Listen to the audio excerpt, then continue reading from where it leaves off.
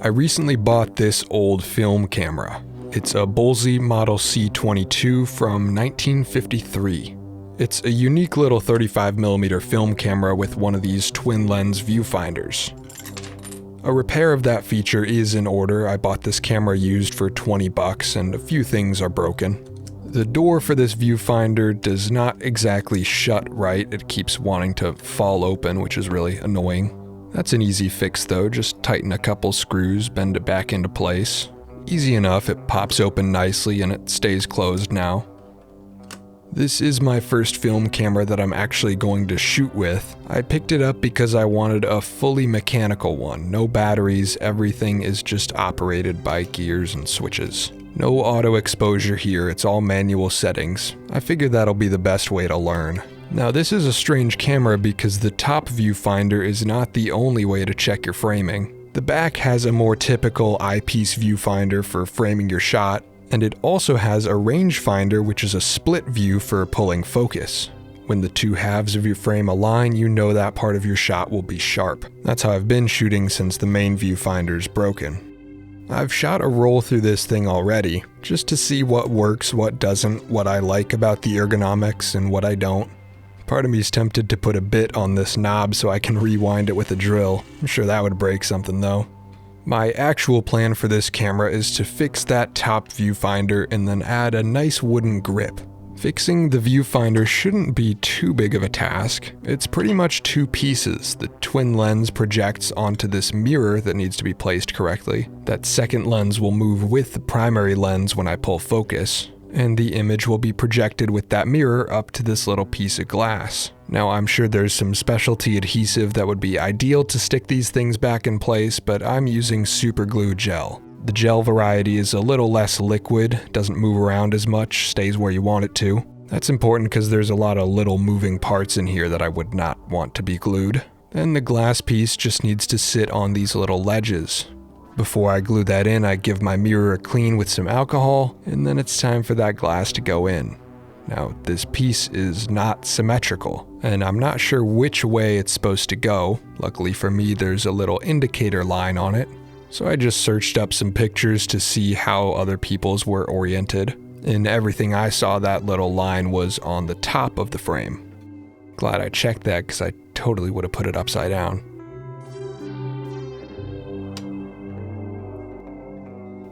The super glue dots on the corners ended up being visible, so I wouldn't recommend this method, but it does work. A different adhesive would probably do better, but good enough for me at least. With my basic repairs done and my fancy viewfinder now working again, I did a little bit of cleaning here and there and then jumped into the customization. I usually build my camera grips entirely out of wood, but today I'm experimenting with metal. The grip will still be wood, but the base being steel should make it a lot smaller and stronger. I'm using this scrap steel piece. It'll just attach to the bottom and bridge over to the wood grip on the side. This will give me a little extra space to put my hands without getting in the way of the lenses. And in theory, I should be able to insert a little shutter release cable to give myself a thumb shutter release button. I don't know if I have enough space to make this happen, but I'm gonna give it a shot. The grip is gonna be fairly small. I'm just gonna follow the contour on the back of the camera. Bit better ergonomics, but still a compact setup. I haven't incorporated metal like this in a camera project before, but in theory it should be pretty easy. I'm gonna weld on the offcut from that piece, so the whole wooden grip that juts out will have a metal base to be supported by. Still not that good at welding, but that's what grinders are for. I started by just roughing out my shape, can always adjust it later.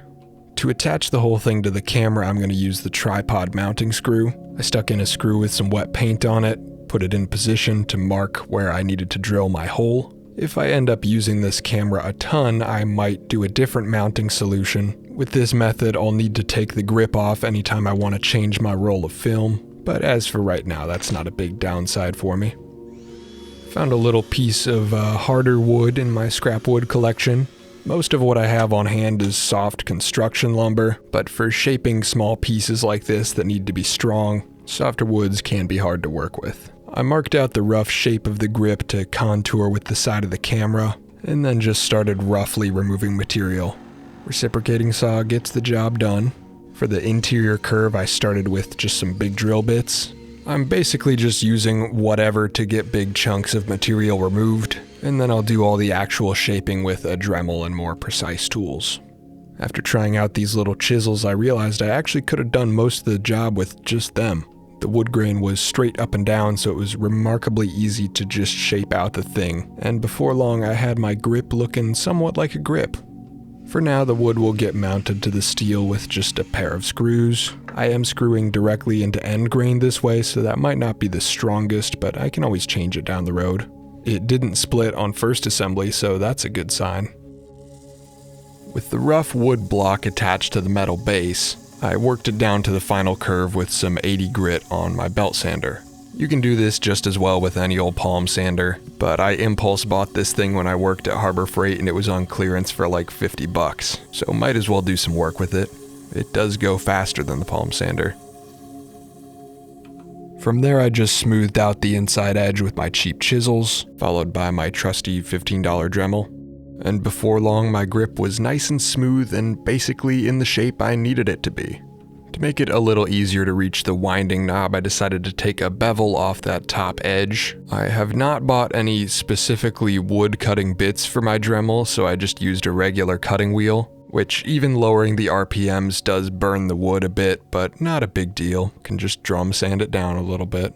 I rounded off the back a bit extra for my thumb placement, and with that it was time to figure out this shutter release thing.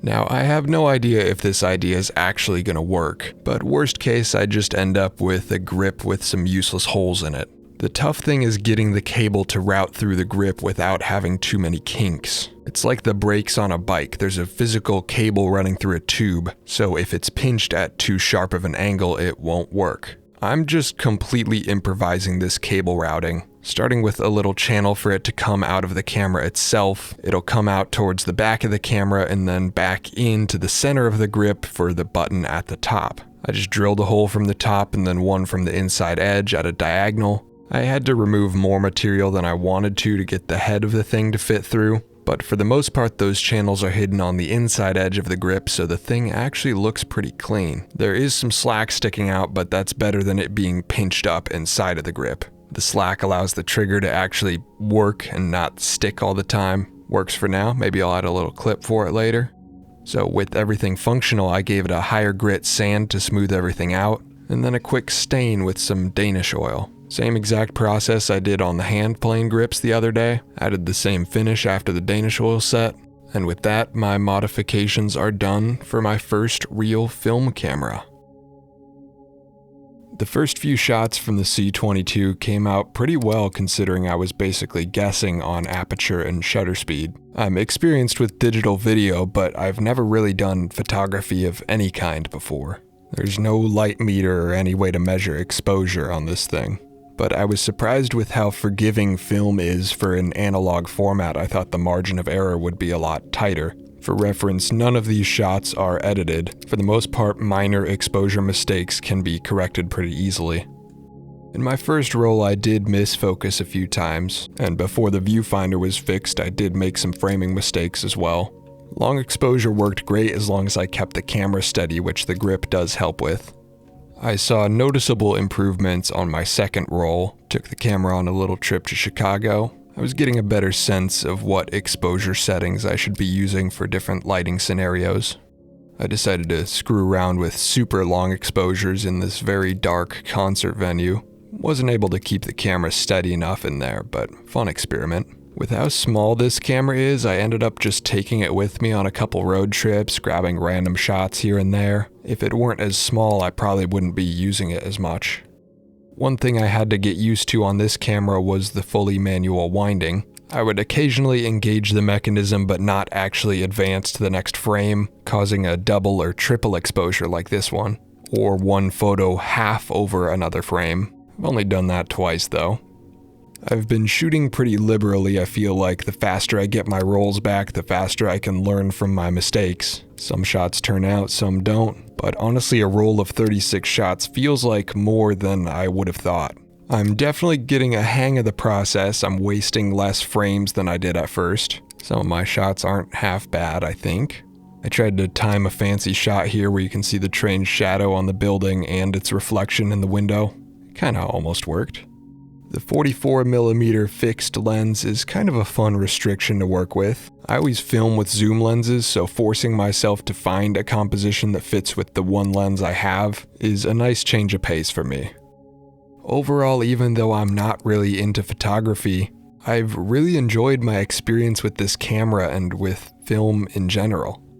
It's not too hard to find cheap old mechanical film cameras out there. Don't go looking up this one specifically and spiking the price on it. I mean, this one's unique and I like it, but the truth is I just bought a random one that I thought looked cool. And honestly, shooting film casually, it's less expensive than I thought it was gonna be. You know, $10 for a roll and $15 for development is a lot for 36 shots, but 36 shots lasts me a lot longer than I thought it would. I guess maybe that's because I'm not in the habit of taking photos, but you know, I take this thing with me on a road trip and shoot maybe half the roll. I might be developing a roll a month or something. It's not too insane. There's something special about shooting a fully mechanical camera. It's a lot of fun, and the things you learn might translate into your digital video or photo. Also, it just looks cool.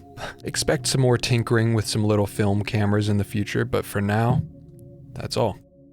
Thank you for your time.